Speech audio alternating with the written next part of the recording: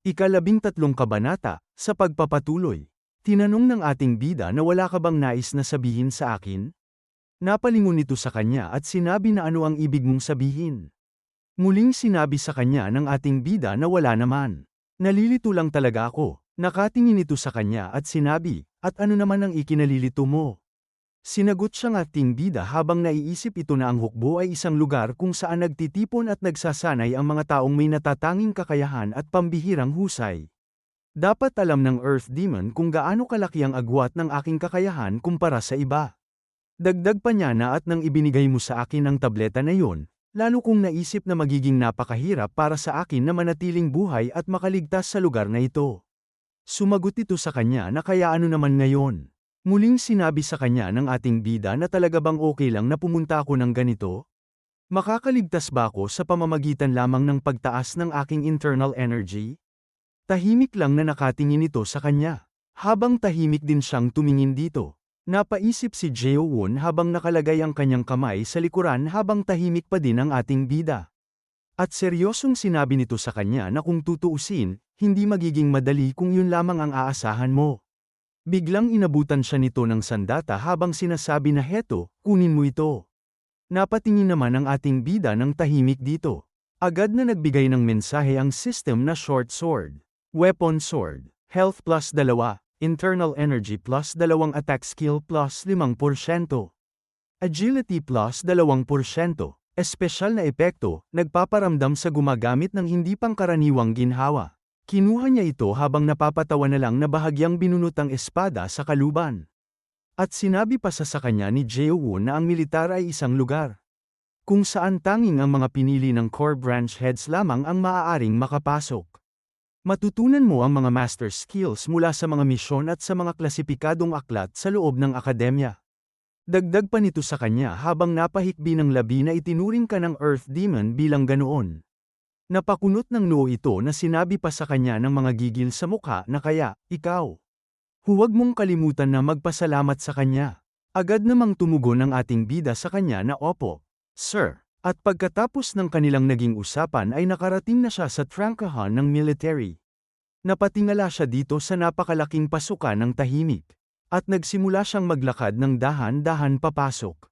Bigla naman niyang itinaas ang short sword na ibinigay sa kanya ni Jeowon at pinagmasdan niya ito ng tahimik. Bago magsalita siya na tila mabait naman siyang tao, siguro ay mas mabuting itago ko muna ito. Magiging malaking problema kung mahuhuli akong may daladalang ganito kagandang sandata. Kapag nakita nila ito, baka kunin lamang nila sa akin o kaya'y pag-interesan pa ng iba.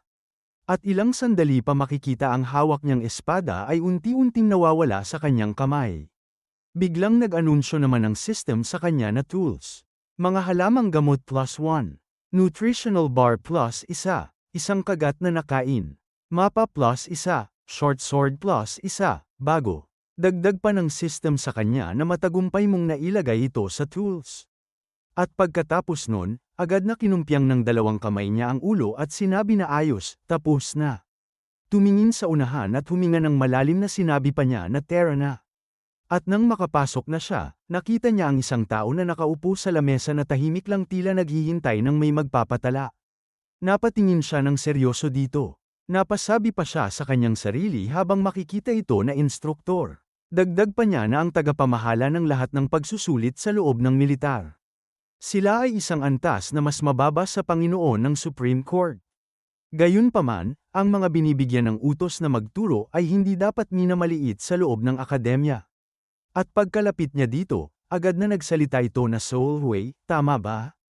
Bahagyang napababa siya ng ulo at sinabi na oo, sir. Napatingin naman siya sa ibaba. Nakita niya ang mga pangalan na nakasulat sa kawayan habang sinasabi sa kanya nito na pumili ng isa. Napasabi naman ng ating bida sa isip na Shin Ienso Pan na binas niya ang mga nakasulat dito. Dagdag pa niya sa isip na batay sa mga individual na karakter, ito ay nangangahulugang katawan, talino sa pananalita, pagsulat, at paghuhusga. Maaaring ang pagpili ng isa sa apat na ito ang magtatakda ng nilalaman ng aking pagsusulit sa militar. Napahawak siya sa baba at napapikit na napapaisip habang sinasabi sa kanyang sarili na malamang may kinalaman ang Shin sa katawan. At ang iyon naman ay malamang may kinalaman sa pagsasalita. May kinalaman ba ang so sa pagsusulat ng isang bagay? At para naman sa pan, kailangan ko bang gumawa ng uri ng paghatol? Natahimik naman na pinagmamasdan siya ng instructor. At nagsalita ito na sinabi sa kanya na kailangan mo pa rin gawin ang lahat ng apat. Napatingin naman ang ating bida sa kanya. At sinabi pa niya sa isip habang nakapili na siya na parang sinasabi niya na wala nang saysay pang mag-isip tungkol dito. At sinabi niya na kung gayon pipiliin ko ito. Agad na hinagis sa kanya ng instructor ang kanyang napili habang sinasabi na kaya napili mo ang Shin.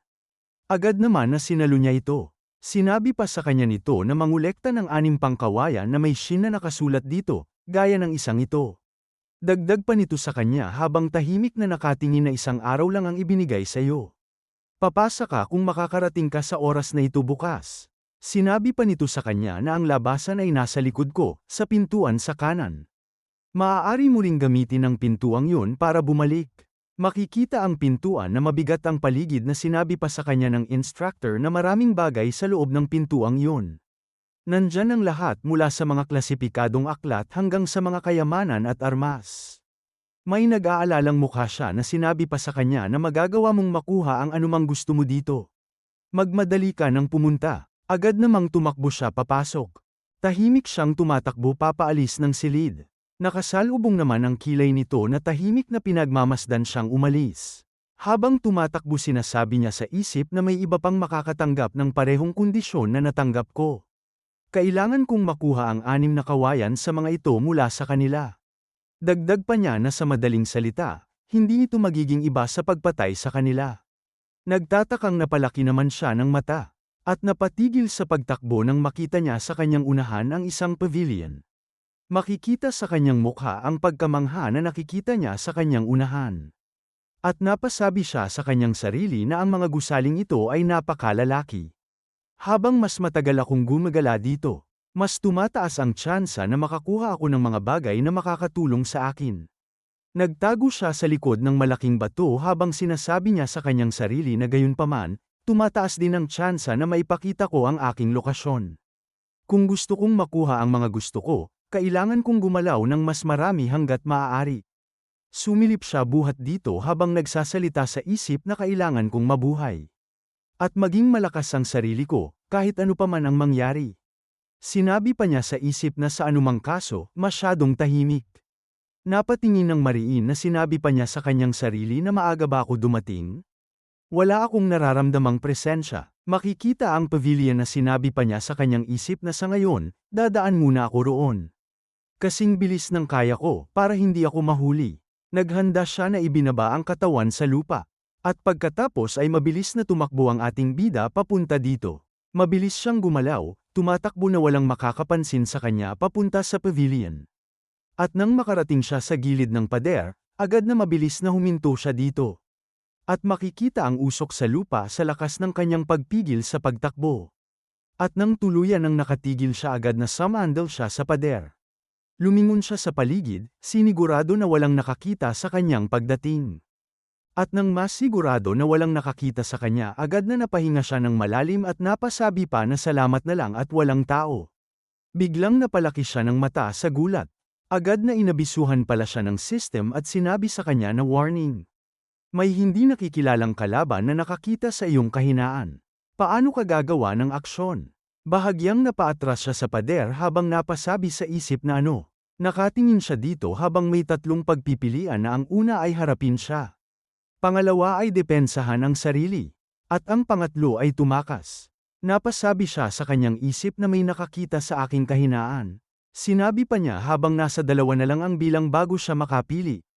Na sinabi pa niya sa kanyang isip na unang beses ko itong makita na ganitong mga opsyon. Ano ang dapat kong gawin? Wala na akong oras. Napakagat siya sa ngipin ng ating bida na pinagpapawisan.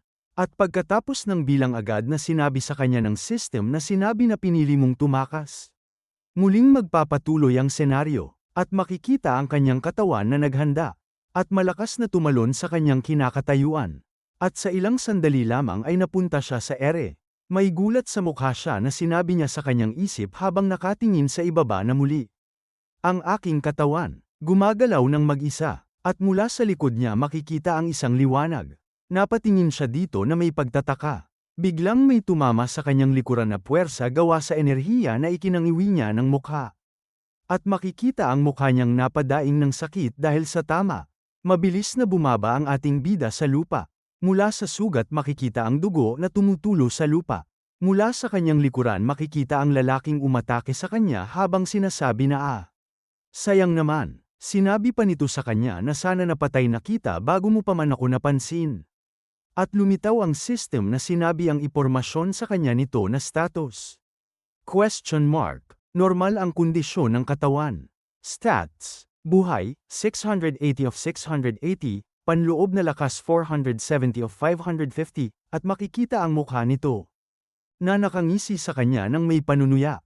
Napaungol siya na may naiinis na mukha. At makikita ang kanyang status na Flying Assassin Squad Leader. Soul Way. Normal body conditions, stats, health 103, plus 102, of 205, internal energy 1,220, plus 1,030, of 2,250, at dito na po nagtatapos ang ika-13 kabanata.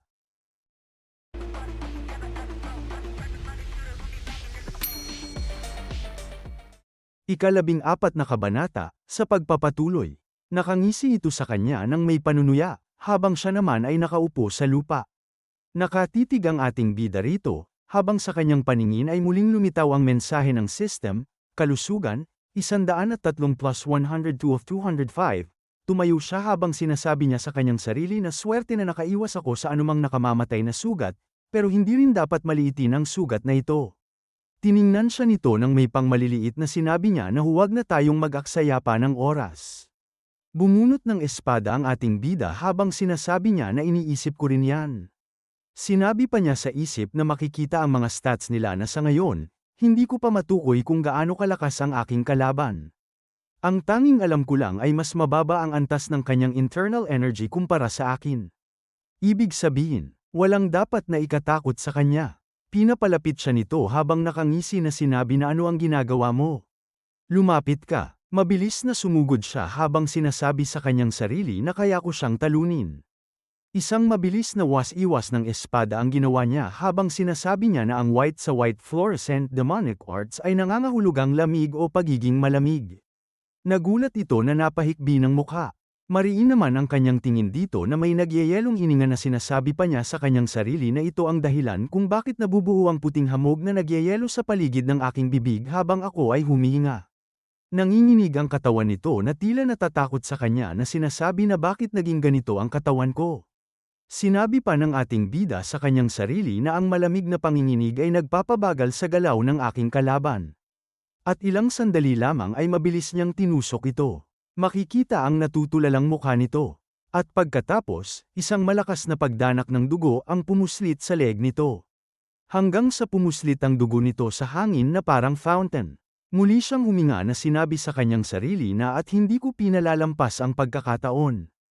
Sinabi pa niya sa kanyang sarili habang bumagsak ito sa lupa na kahit nasa antas pa lang ako na kaya ko lang gayahin ito, mas mabilis at mas malakas pa rin ako kumpara sa sarili ko noon. Sabay tingin sa lalaking pinaslang niya. At muling makikita ang system na sinabi pa niya na ayon sa status window ko, nabawasan ang aking health at internal energy. Kahit hindi masama na nakikita ko ang status ko, dahil dito mas ramdam ko ang tunay na presensya ng kamatayan. May kinukuha siya sa lalaki habang sinasabi niya na hindi ko alam kung ito ba ay mabuti o masamang bagay. At ilang sandali pa ay nakuha niya ang may pangalan na kawayan na sinabi pa niya sa isip na dala niya nga ang corpus na kawayan, gaya ng inaasahan ko. Bigla naman na may napansin siya. At sinabi ng system sa kanya na nakakuha ka ng isang golden potion. Napasabi pa siya habang hawak ang nakuha na isang espesyal na potion na nakakapagpagaling ng aking mga sugat. Masayang napasabi pa siya na regalo ito mula sa mga Diyos. At ilang sandali pa makikita ang bubong ng pavilion. Dumadaing siya ng sakit habang tinatalian ang sugat niya sa likod. At ilang sandali pa makikita siyang napasandal sa cabinet na napahawak sa kanyang balikat. Nakatingin siya sa system habang sinasabi niya sa kanyang isip na unti-unti nang bumababa ang aking buhay. Dagdag pa niya na salamat sa Diyos na patigil ko ang pagdurugo. Mariin ang kanyang mga tingin na sinabi pa niya na kung magpapatuloy ito, baka mamatay talaga ako. Habang nakangiwi siya sa sakit sinasabi niya sa kanyang sarili na nakahawak sa sugat na gusto kong gamitin ang Golden Potion, pero sa ganitong sitwasyon. Kailangan kong maging mas maingat sa paggamit nito. Kung makaharap ako ng mas malakas pa sa akin, ang Golden Potion na ginamit ko ay magiging walang saysay lang.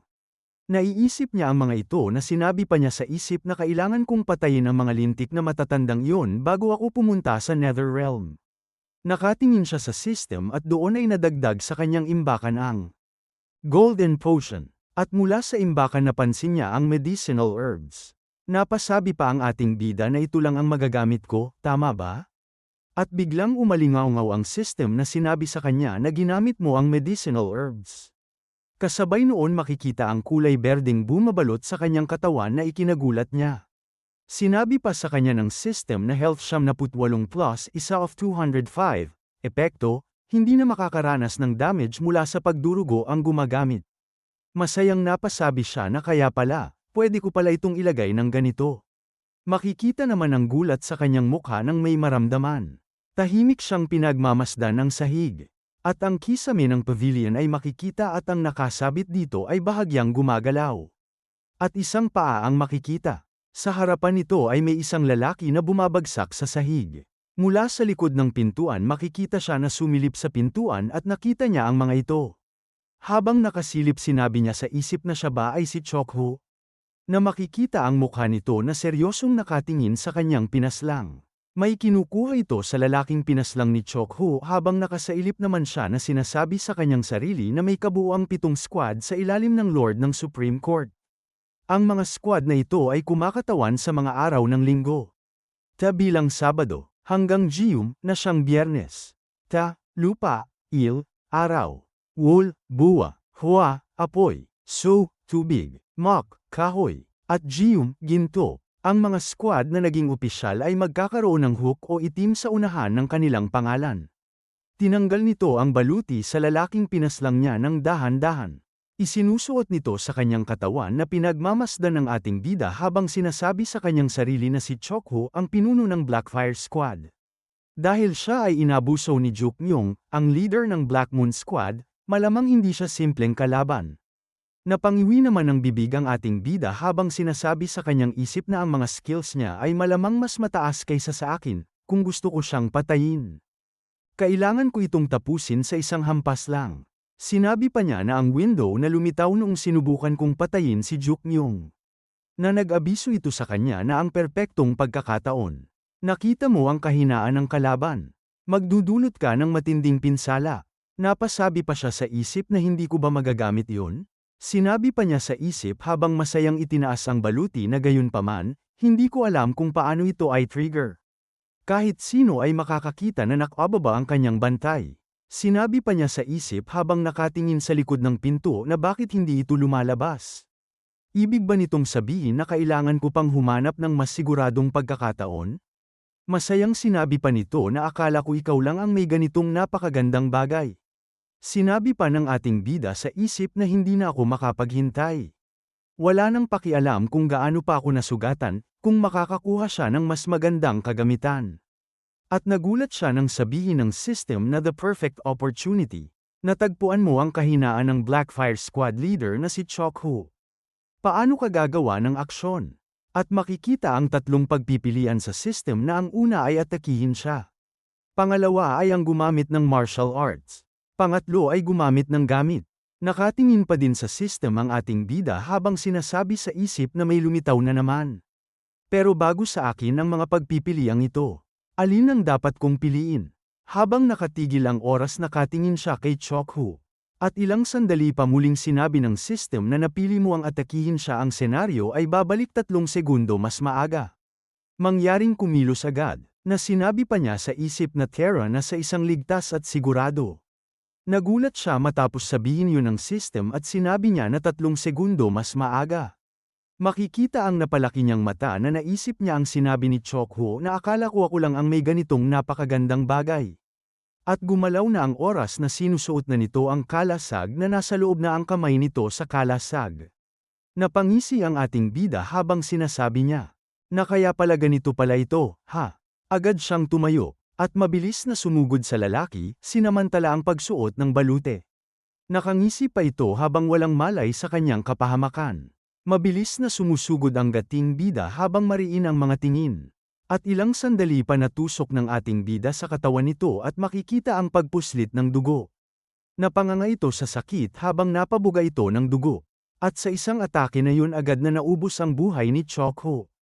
Masayang napatawa naman ang ating bida. Tumingin sa kanyang pinatay habang sinasabi sa kanyang isip na nagawa ko rin.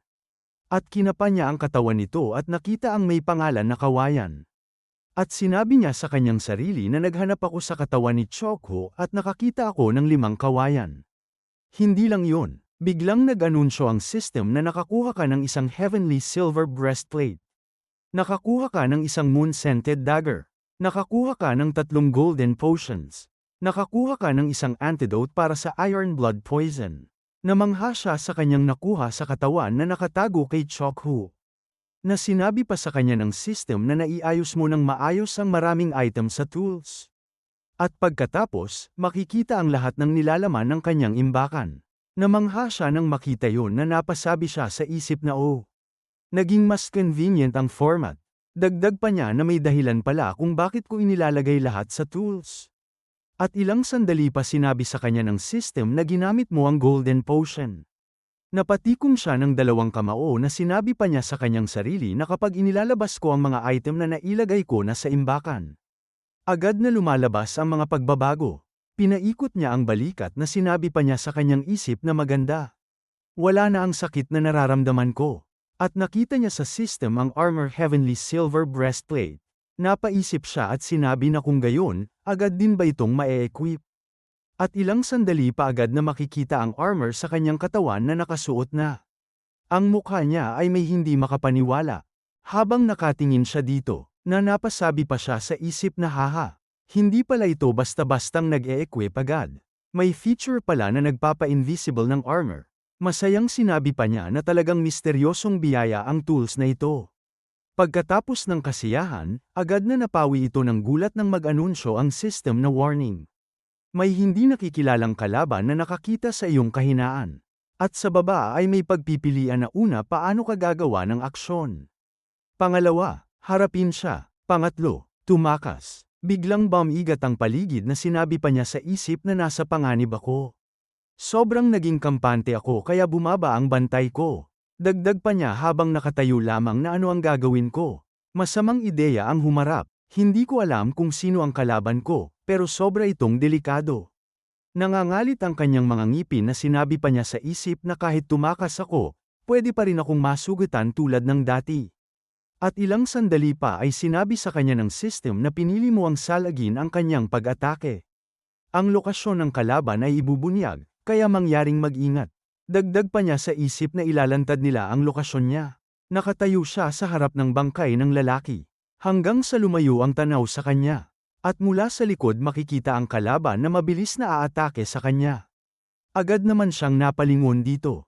At sa sandaling tatama ang espada nito agad na hinarang niya ang atakeng yon. Makikita ang kislap ng mga talam na nagtamaan. Makikita ang malakas na sunod-sunod na pagsabog dahilan ng pag-atres niya. Mula sa kinaatrasan ng ating bida nakaupo siya na natatabunan ng makapal na usok. Napahawak ng kamay sa sahig ang ating bida habang napasukan ng dugo. At makikita sa system ang malaking natapyas na buhay niya. Mula sa usok makikita ang kalaban habang sinasabi niya sa isip na kahit ganoon, hirap pa rin pigilan ang pag-atake. Mas malapit siya kaysa kung pinili ko ang tumakas. Dagdag pa niya na at kung ako naman ang unang umatake, baka ako pa ang napatay. Kung ikukumpara sa ibang pagpipilian, ang ipaglaban siya, ay nagbubunyag lang ng lokasyon ng kalaban. Buti na lang at naisuot ko ang heavenly silver breastplate. Habang naglalakad ito nagsasalita na sinasabi na minamaliit ba kita? Hindi tumagos ang espada. Dagdag pa nito na ikaw. Nakasuot ka ng kagamitan, no? Makikita ito na sinabi pa ng ating bida na mas malakas siya. At makikita ang status window na sinasabi, na Oma, Heavenly Abyss Squad Leader ng Red Demon Place, Normal Body Conditions, Stats, Health 4,505 of 4,650 Internal Energy 6,020 of 6,220, at dito na po nagtatapos ang 14 na kabanata.